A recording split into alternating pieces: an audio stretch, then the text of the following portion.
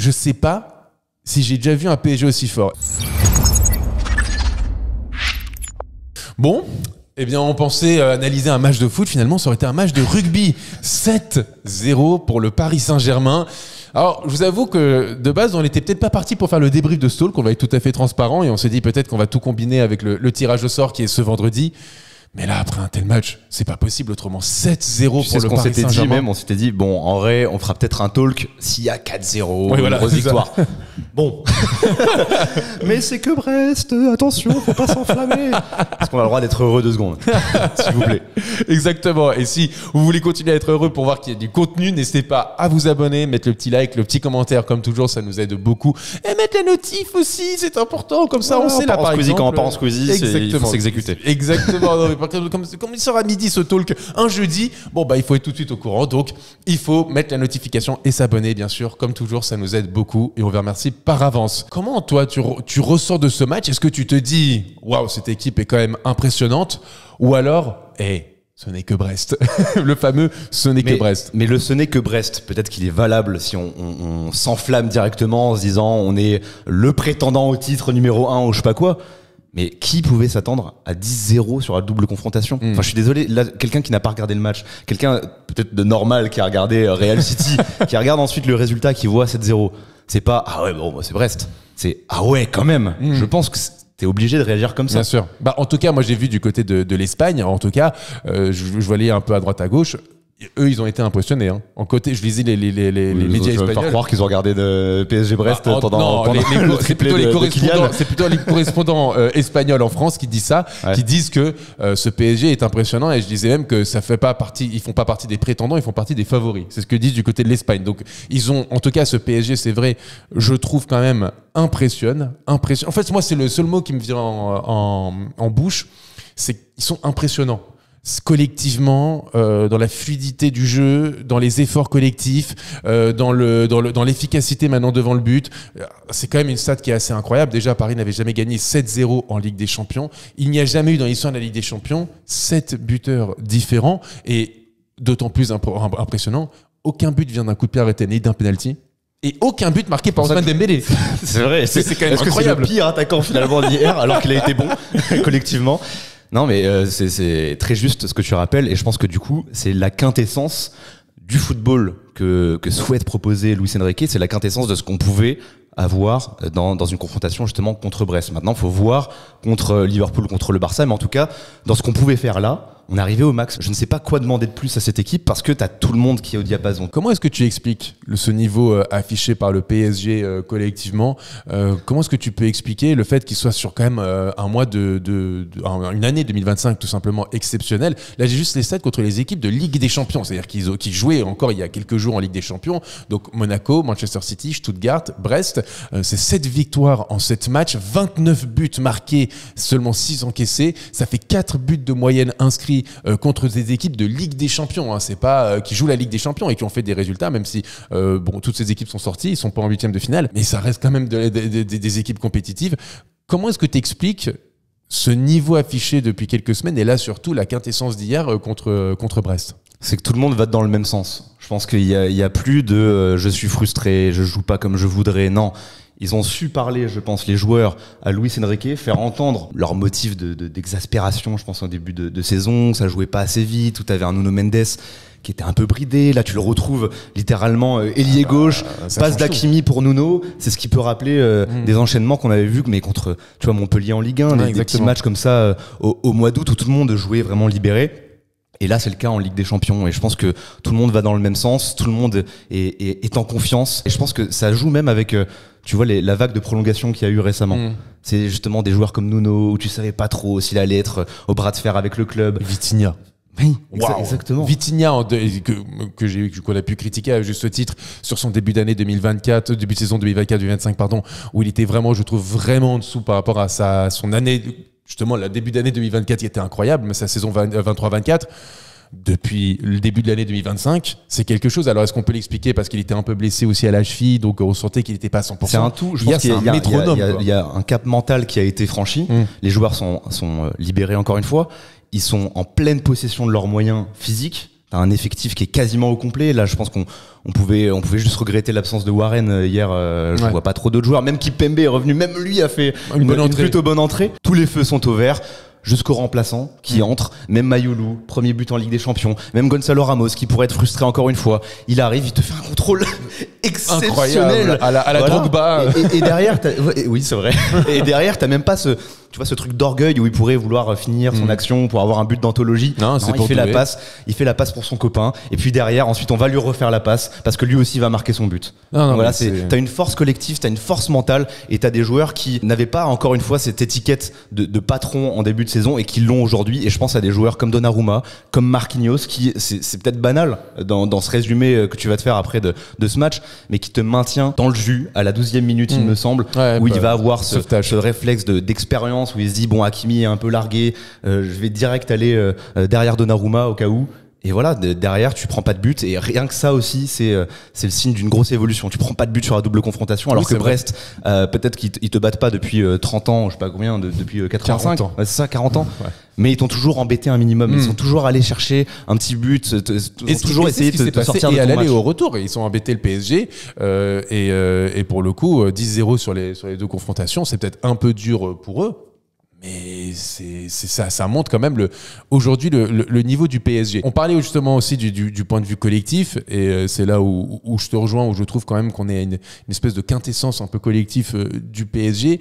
Moi, ce que j'ai envie de souligner, et t'as commencé à en parler, c'est effectivement le fait que tout le monde, j'ai l'impression que tout le monde est au niveau. Tout le monde commence à comprendre vraiment ce que veut Luis Enrique. Et je le répète, malgré ce qu'on peut lire à droite à gauche et dans certains commentaires, je suis désolé, ce n'est pas le même PSG. Dans le jeu, ce n'est pas le même PSG. Ce n'est pas le PSG qu'on a pu voir. Mais je vais te dire, même la saison dernière où ça fait demi-finale. Même la saison dernière où ça fait demi-finale, on pourrait se dire, oui, mais il y a eu des résultats. Ce n'est pas le même jeu pratiqué. Ça va beaucoup plus vite. Quand tu vois le but, par exemple, de Barcola, le premier, c'est une ouverture de Ruiz dans le dos de la défense. Il est en face à face, c'est terminé. Et ce genre de situation, tu les voyais quasiment jamais. Ou alors tu les voyais en transition. Alors que maintenant, c'est même quand t'es installé, quand tu fais, tu t'essaies de déplacer le bloc adverse, hop, un espace, ça part. Et je voyais, que ce soit Fabien Ruiz, que ce soit Vitinha, que ce soit Joao Neves, Dembélé. Rappelle-toi ce que faisait Luis Enrique la saison dernière quand justement ça jouait trop vite en transition. Je vois cette action avec l'ouverture de Lucas Hernandez, tu sais, contre Dortmund et Mbappé qui a plus qu'à la pousser au fond, mais il y a un sauvetage extraordinaire sur sa ligne de Kobel. De Zule. Ouais. Je m'en rappelle Luis Enrique qui s'était retourné un peu énervé parce que justement on était allé un peu trop vite. Et même en début de saison, je trouvais qu'en début de saison, elle était bridée, ça jouait pas assez vers l'avant. T'avais Nuno Mendes qui était défenseur central et il pouvait pas monter. T'avais plein de ces petites frustrations, même un Dembélé qu'on sentait frustré, Barcola qui n'avait plus son coup de rein. Là, aujourd'hui, tu as une équipe qui joue avec ses forces, c'est-à-dire que quand il faut garder le ballon, quand il faut avoir cette espèce de maîtrise du tempo du match, ils y arrivent. De contre-pressing, je ne vois pas une équipe meilleure en Europe que le PSG. Dans le contre-pressing, c'est impressionnant, surtout de là où on vient en fait. De là où on vient, où il y a encore 1 an et demi, 2 ans, t'étais la pire équipe d'Europe justement, qui courait pas. Les défenseurs disaient vas-y, bon, c'est facile, tu passes les 2 premières lignes, finger in the nose. Là aujourd'hui, mais c'est horrible pour eux. C'est horrible quand je suis face à eux. Alors j'ai pas le détail pour ce match, mais au match aller, on avait couru plus que les Brestois, alors que tu gagnes 3-0 là-bas. Et que t'as la possession de la balle. Ouais. Donc c'est une performance. Là pour le coup, tu t'en contre-pressing, t'es impressionnant. Dans les mouvements, t'es impressionnant. Et c'est non-stop. C'est jusqu'à la 90e minute. Jusqu'à la 90e minute, tu ne t'arrêtes pas de courir. Et c'est là où ce n'est pas banal. Brest ou pas, c'est pas banal ce que tu fais comme performance. Là où c'était vraiment légion de lever le pied dès que t'étais un peu en supériorité. Et tu vois, même quand tu rappelais le fait qu'on a pas mis 7-0, c'est jamais arrivé 7-0 7-0, c'est jamais arrivé. Paris. Non. Voilà, parce que mon dernier souvenir qui remonte à une grosse victoire comme ça, c'était contre Maccabi Haïfa. Et c'était 7-1 et tu commences le match en étant mené. Là où, par exemple, Marquinhos te sauve au début du match hier. Voilà, c'est la différence. Et encore, le Maccabi Haïfa, c'était un PSG avec des Messi, etc., qui était en préparation de Coupe du Monde. Exactement. Là, c'est un PSG qui est déjà presque qualifié et qui quand même respecte l'adversaire au point de mettre les bouchées doubles et 10-0. J'ai vu des posts de comptes lillois, d'où ils sortent, je sais pas pourquoi, sur Twitter hier, qui disaient ils font vraiment tout pour être exaspérants, ces Parisiens, 10-0 contre Brest. Merci aux Brestois quand même d'avoir Quel rapport? Putain, on a respecté Brest au point, alors que eux ont fait un petit peu tourner. Nous, on a mis les titulaires et voilà. Enfin, c'est une allure de grosse équipe. Je vais aller déjà répondre à certains commentaires qui vont dire, mais comme tu dis, ce n'est que Brest. Alors, bien sûr, ce n'est que Brest. Donc, c'est pour ça qu'on n'est pas là à dire le PSG est la meilleure équipe d'Europe, le PSG va rouler sur la Ligue des Champions, le PSG va battre le Barça au Liverpool. Non, on tient pas du tout ce discours-là. On dit juste qu'il y a quand même une évolution qui est, mais genre, évidente, criante de vérité depuis un temps record. Depuis 2-3 mois, un temps record, même depuis 1 an, le jeu a vachement évolué. C'est pas ça, c'est qu'on dit juste le Bayern, qu'est-ce que devrait dire le Bayern, parce que ce n'était que le Celtic. Pourtant, il galère. La Juve, ce n'était que le PSV qui a perdu contre Brest. l'AC Milan, PSV contre qui on a fait nul. On a fait nul, mais également. En plus de ça, c'est vrai. Au début de saison, ce n'était que Girona. Et pourtant, le match est compliqué. Tu gagnes la dernière seconde à cause d'une bourde adverse. Le Feyenoord qui élimine l'AC Milan, ce n'est que le Feyenoord, mais ils sont pris 6 par Lille.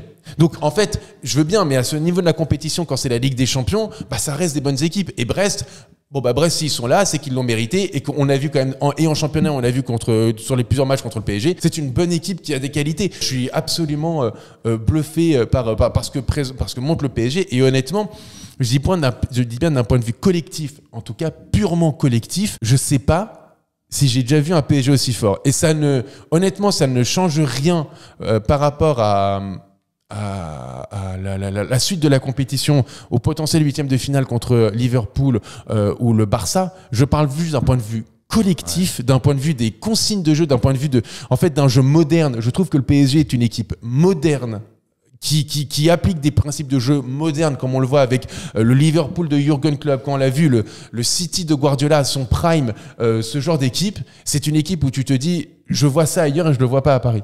Et je pense que je n'ai jamais vu un PSG aussi fort. Et tu peux te faire sortir en 8e derrière, on en parlera de toute façon dans le talk qui sortira vendredi. Mais honnêtement, tu te dis, en fait, ce n'est que le début du projet, quoi. Ce n'est que le début de ce projet. Et de voir déjà ça. Ouais, c'est pour ça que déjà, je te le disais un peu en off quand on s'est qualifié. Quoi qu'il contre Liverpool ou contre le Barça, si on sort, je suis quand même en paix avec cette saison. Parce que tu as réussi à sortir la tête de l'eau et montrer, comme tu le dis, que tu arrives à être une équipe moderne et qui va de l'avant, là où j'avais peur qu'on reste bridé dans cette espèce de contrôle à tout prix et des préceptes de jeu de Luis Enrique qui étaient calqués sur ceux de Guardiola, qui ont écrasé l'Europe dans les années 2010, mais qui aujourd'hui, on le voit avec l'ami Pep, ça ne marche plus. Ouais, ou alors il faut avoir vraiment l'équipe parfaite et on se disait que avec notre effectif, c'était pas possible. Et aujourd'hui, tout est adapté tout va plus vite. T'as à la fois le contrôle, mais aussi tu accélères quand c'est possible, quand c'est nécessaire. Et je trouve que même ça se ressent sur des joueurs comme Marquinhos, comme Pacho. En début de saison, on joue à la baballe, on fait une petite passe pour Vitinha qui est à l'arrêt, il se passe rien, retourne vers Pacho. Là, c'est plus le cas. Marquinhos, hier, c'est très sérieux. Ouais, hier, Marquinhos, c'est 6 passes en profondeur. C'est juste des stats banales. Mais c'est des trucs que tu voyais pas, même Pacho, je l'ai vu à un moment essayer de lancer en profondeur, petite passe lobée. C'est des trucs qu'on voyait pas au début de saison. Exactement. Avant de passer justement aux performances individuelles et à la suite, à l'avenir, parce qu'il y a beaucoup de choses encore à dire.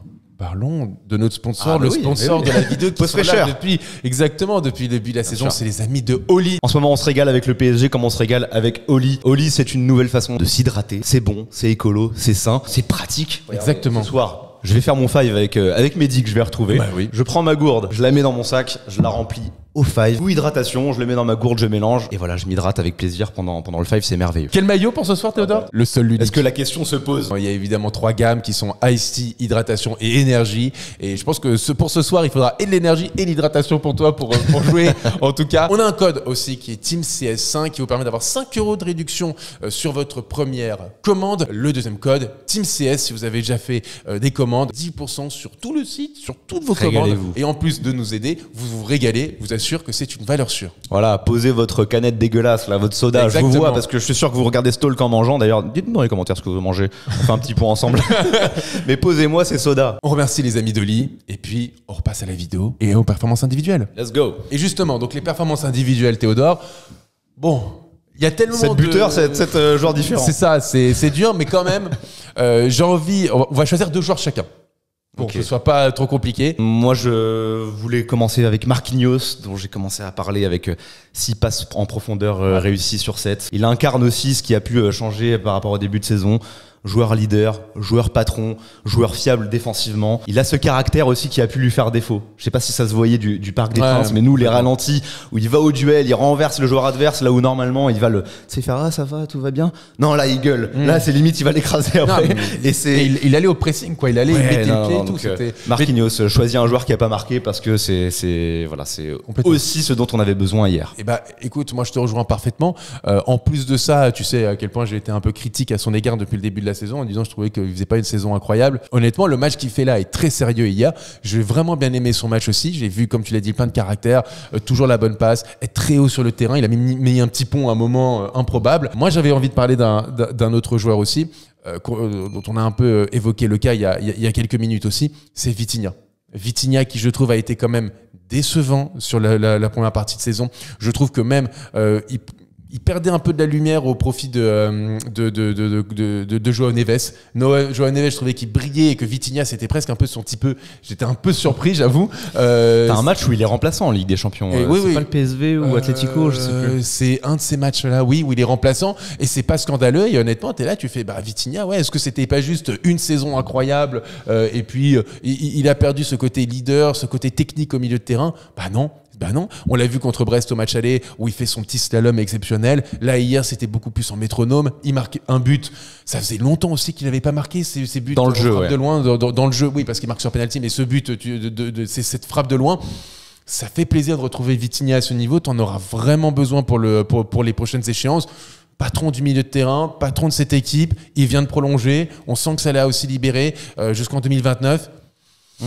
Ouais, franchement. Encore une fois, c'est le symbole de ces joueurs qui sont en pleine possession de leurs moyens, exactement. Et physique, et mental, et dans la confiance. Exactement. Voilà. Donc Vitinha, de toute façon, on pourrait citer quasiment tous les joueurs. Moi, dans la lignée de Marquinhos, petit big up à Donnarumma. Voilà, ça fait partie des joueurs aussi qui te maintiennent dans ce truc de t'es impitoyable, tu prends pas de but. Il y a Brest qui essaie de pousser un peu au début de seconde période. Il y a quelques situations sur corner, il sort. T'as cette parade où il s'étend jusqu'au poteau, la tête, sur corner. Donc et même la tête frappe, de Chardonnay. Et la frappe où il est il est caché aussi par une marée de joueurs et au dernier moment il s'y plonge et il arrive à l'enlever. Voilà, c'est des détails. Et tu vois, tu citais par exemple Milan qui a déchanté contre Feyenoord. Ils sont chez eux. Et t'as un joueur comme Théo Hernandez qui craque complètement. C'est le genre de truc qu'on a vu et revu au Paris Saint-Germain. Même si t'avais des scénarios qui étaient en notre faveur, t'étais pas à l'abri que des joueurs puissent craquer. Et là, non, tout le monde s'est mis au diapason. Donc voilà, je fais exprès de ne pas être normal, de citer des joueurs comme Marquinhos, comme Donnarumma, parce que je sais que derrière, évidemment, on va parler des Vitinha, des Kvara, etc. Justement, je voulais parler aussi. Alors, j'hésitais entre Barcola et Kvaratskhelia, mais je pense que Kvara, bien sûr, super but, il commence à monter en puissance. J'avais parlé de Barcola. Il retrouve son coup de rein. Ça fait plaisir. Il avait fait vraiment un début de saison fantastique. Sur les 2 premiers mois. Après, il s'était éteint et je trouvais qu'il avait plus ce coup de rein, il avait plus cette efficacité, il avait plus cet allant offensif, tu vois, qu'il pouvait avoir. Il avait aussi de l'inefficacité devant le but. Et là, hier, je trouve qu'il retrouve son dribble, le fameux dribble, tu sais, où il la pousse, on pense qu'il va jamais l'avoir et pourtant il l'a. Son but est magnifique. Il fait un très bon contrôle, il se l'amène, passement de jambe, crochet, grosse frappe du gauche. On retrouve un Barcola buteur, on retrouve un Barcola qui fait des différences, on retrouve un Barcola épanoui sur le terrain, sur le côté gauche. Et honnêtement, ça fait vraiment plaisir. Ça fait plaisir parce que c'est le joueur, j'ai envie de dire, qui nous a fait kiffer, quoi. Tu vois, qui est de retour depuis le début de l'année 2025. Encore une fois, il y a cette dynamique un peu commune de cette année 2025 où tout le monde retrouve son meilleur niveau. Et après tout, est-ce que c'est pas ça aussi la force des grandes équipes où on se dit toujours, quand on parle du Real Madrid ou de ce genre de club, on se dit, là où ça compte, c'est la deuxième partie de saison. Kylian l'a rappelé hier, et dans le jeu, et même quand il a parlé après le match, c'est sur la deuxième partie de saison que t'es jugé. Exactement. Voilà. Et là, pour le coup, on voit que toute l'équipe monte en puissance.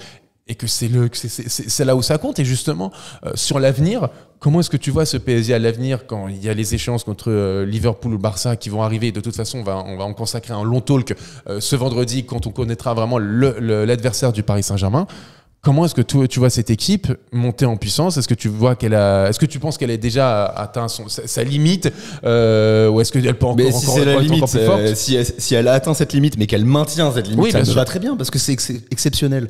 Et donc là, je trouve que match après match, on confirme. T'as une montée en puissance qui est constante et avec Luis Enrique, t'as l'impression qu'il n'y a pas de calcul. Quel que soit l'adversaire, il va y aller pour écraser. Je suis serein, ne serait-ce que pour avoir une belle confrontation. Parce que juste après City, je pense que c'était trop tôt pour se dire on peut tenir tête au Barça et Liverpool. Là, je pense qu'on peut leur tenir tête. Je sais pas si on va se qualifier, mais tu peux te qualifier. Ça, c'est hyper important de pouvoir se le dire, c'est incroyable. Je te rejoins. Moi, de toute façon, on en parlera dans le prochain talk. J'ai mes réserves, mais ce qui est vrai, c'est que quand tu vois la première partie de saison, quand tu sortais du match contre l'Atlético, contre le PSV, etc., tu pouvais jamais espérer en tout cas te dire tu vas pas te faire écraser par le Barça ou Liverpool, honnêtement, parce que tu le voyais le niveau de jeu, et on pourra me dire ce qu'on veut dans les commentaires, oui, mais c'est parce qu'il y a de l'efficacité. Non, ce niveau de jeu affiché, il n'était pas là. Tu ne voyais pas ces matchs-là contre le PSV, tu ne voyais pas ces matchs-là contre Girona, tu ne voyais pas ces matchs-là contre l'Atlético, tu ne voyais pas ces matchs-là en Ligue 1. Tu galérais aussi en Ligue 1. Excuse-moi. Et là, pour le coup, si tu le vois à ce niveau, tu ne le voyais pas, et c'est impressionnant. Et tu vois, je vais te dire, c'est une take qui est peut-être un peu risquée au lendemain de ces matchs. C'est que honnêtement, et tu vois, je vois les matchs de Mbappé, et je le vois hier son match, parce que je vais pas te mentir, j'étais au Parc des Princes, donc je voyais le match, mais j'avais aussi à côté, j'avais une oreillette pour écouter le match, et tu vois, je regardais quand même de temps en temps le match Manchester City-Real Madrid. Je suis content pour Mbappé qu'il redevienne ce niveau. Tu vois, c'est-à-dire que ça montre que la saison dernière, quand on lui tombait dessus, c'était justifié, parce que le vrai Kylian Mbappé, on le voit là, tu vois, sur les derniers matchs. Je pense que même Mbappé, je ne sais pas si Mbappé aujourd'hui aurait sa place dans cette équipe, et je l'assume pleinement ce que je dis. Je suis pas sûr qu'il ait sa place, non pas par son niveau de jeu qui est stratosphérique et son efficacité qui est stratosphérique, mais juste par rapport à l'exigence collective que met en place le PSG. Les efforts impressionnants qui sont faits et demandés par Luis Enrique dans cette équipe, je ne sais pas si Mbappé fitterait dans cette équipe. Dans la philosophie. Dans la philosophie de jeu. Je te parle pas de qualité de joueur, je te parle pas de ce qu'il met en place, parce qu'aujourd'hui, ce qu'il fait, c'est, les buts qu'il marque hier, le niveau qu'il a en ce moment, c'est un niveau qui est exceptionnel, mais je pense que c'est le contexte du Real Madrid et le contexte du jeu que le Real a qui lui fait du bien. Mais honnêtement, je pense que dans ce PSG, je sais pas s'il s'y retrouverait, parce que oui, il marquerait peut-être ses buts, mais je pense qu'on n'aurait pas un pari aussi fort collectivement, on n'aurait pas un pari aussi fort dans le contre-pressing, dans les efforts défensifs, dans les efforts offensifs, dans le nombre de kilomètres parcourus, dans le nombre de courses réalisées, dans l'équilibre du jeu, dans tout ça, je pense pas qu'on ait tout ça. Et tu vois, je vais te dire, honnêtement, j'ai envie de te dire presque, tout le monde est content. Mbappé est content du côté du Real, il commence à retrouver son niveau, c'est très bien pour lui. Paris s'en sort très bien sans Mbappé, il a dit, en plus, je reprends les mots de Luis Enrique, quand Luis Enrique disait, vous allez voir, cette année, on sera plus fort sans Kylian Mbappé, on sera plus fort, cette équipe est plus forte. Je le pense. Je pense que le PSG est plus fort aujourd'hui parce que c'est une autre idée de jeu, c'est une autre philosophie de jeu, et je le répète, il faut pas le voir d'un point de vue individuel de la chose, il faut le voir d'un point de vue collectif. Tu pousses l'exemple un peu à l'extrême. Je pense que dans n'importe quelle équipe, il fait quand même des différences, mais en tout cas, je te parle dans l'idée de jeu que met en place Luis Enrique. Et même, je te rejoins par rapport à ce que tu disais tout à l'heure, où je voulais rebondir, quand tu disais j'ai jamais vu un pari aussi fort collectivement. Oui. Je pense que forcément dans les commentaires, ça va te râper ta veste, ça va dire le PSG de Laurent Blanc, le PSG de Zlatan, etc. C'était quand même très très fort, et ça s'est qualifié contre Chelsea. Voilà, il y a eu peut-être un cap plus marquant que là ce qu'on a fait pour l'instant. Sauf que ces équipes-là pouvaient se reposer sur des individualités. Exactement. Très très marquées. Zlatan, Cavani, Thiago Silva, Verratti, c'est des joueurs qui aujourd'hui, tu vois, c'est des joueurs comme ça. Sont pas du standing de ce qu'on peut avoir là, et pourtant tous ces joueurs mis bout à bout, t'as l'impression qu'ils ne font qu'un. Voilà, c'est un peu cliché comment je le dis, c'est un peu larmoyant tout ça. Mais c'est une vérité. Mais oui, t'as l'impression que, voilà, même un Guevara, au bout de 4-5 matchs, parce qu'on en a pas parlé là, j'essaie de le placer quand même, un Guevara qui était très critiqué. Attends, mais il faut rentrer dans le système de Luis Enrique. Et t'as l'impression que déjà, pour un premier match, alors ce n'est que Brest, tout ce que tu veux, ok, très bien, mais il comprend ce qu'il faut. Exactement. Il va commencer devant, il va aller parfois à droite, il va aller à gauche, il marque ses buts du pied gauche et pourtant il dribble du droit.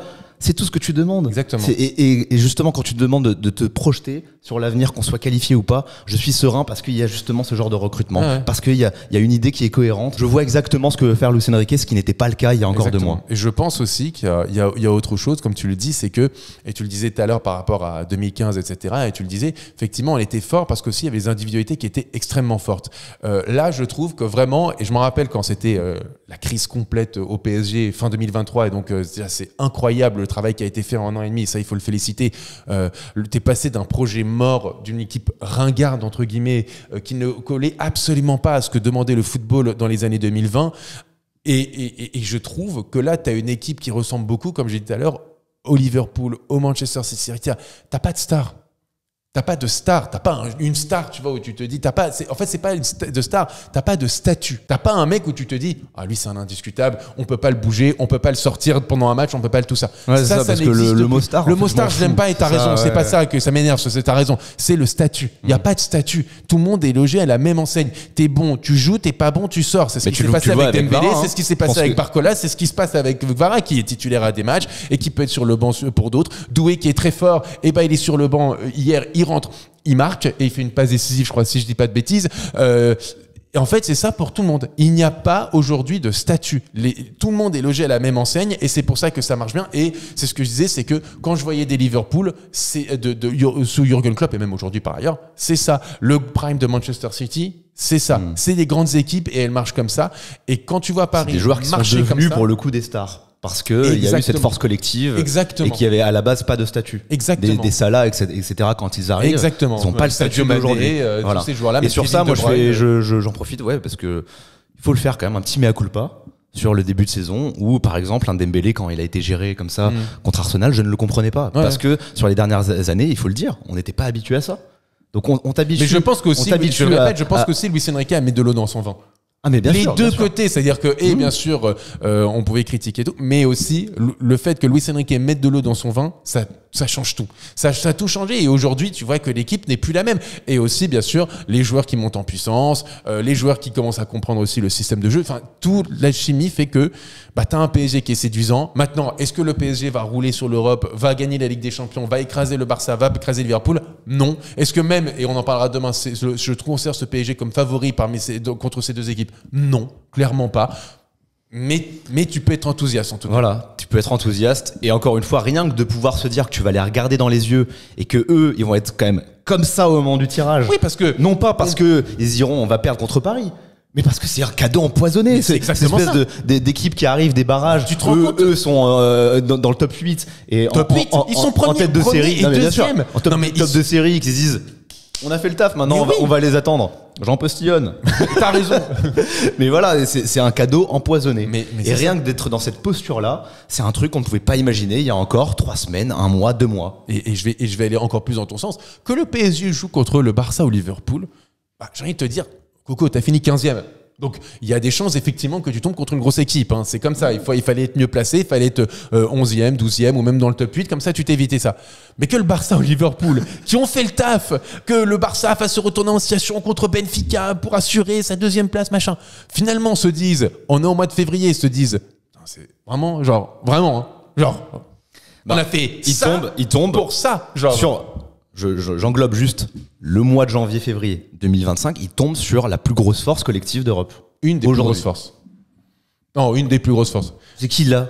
Non, il y en a plusieurs. C'est-à-dire que Liverpool, j'ai dit 2025. Le Barça, 2025, Ligue des Champions, et aussi parce que ces équipes-là n'ont pas joué les barrages. Là, sur la continuité, sur ce qu'on a vu. En tout cas, ils jouent les 4 matchs. Ils jouent sur une des plus grosses forces. Une des plus grosses forces, en tout cas. C'est déjà énorme. Non, attends, je suis tout en mesuré pour une fois que je sors un truc un peu. Raison. Justement, c'est moi qui met le haut là, mais. Arsenal, il y a des blessés. Le Bayern, c'est compliqué. Le Real. Le Real, hier, quand même. Est-ce que c'est force collective vraiment le mot que tu vas ressortir? Hier, ils m'ont impressionné, honnêtement. Il y a cette aura, tout ça. Bon, bref, on divague. Mais oui, non, mais je suis d'accord. Allez, une des, allez. C'est déjà super. C'est déjà énorme. C'est pour ça que je te dis que même pour eux, ils peuvent être un peu dégoûtés, quoi, honnêtement, là-dessus. Mais on en parlera de toute façon plus profondément de ce vendredi dans un talk directement après avec des champions. On retrouvera Mehdi parce que on aime bien cette disposition de la McFly et Carlito et vous l'avez bien aimé aussi, donc merci beaucoup et vous inquiétez pas. Aussi par ailleurs, on lit vos messages. On sait qu'il y a un petit écho dans la pièce, mais on fait tout pour le changer. Il y a des spécialistes qui sont venus faire un tour, analyser, on y travaille. Exactement. Donc vous inquiétez pas, on lit vos commentaires, donc bien sûr, mais le PSG travaille, change, nous aussi. Exactement. En tout cas, merci Théodore. Avec plaisir, c'était trop cool. Merci Oli d'avoir sponsorisé cette vidéo. Merci à vous d'être aussi au rendez-vous et on se retrouve très vite. Déjà, juste vendredi, simplement. On se retrouve demain. On va avoir les pourcentages de chances de qualification de Mehdi Ouzirane. Le retour du 70-30, on l'espère. Voire pire vu comment il est en ce moment. Allez, ciao tout le monde, bonne journée.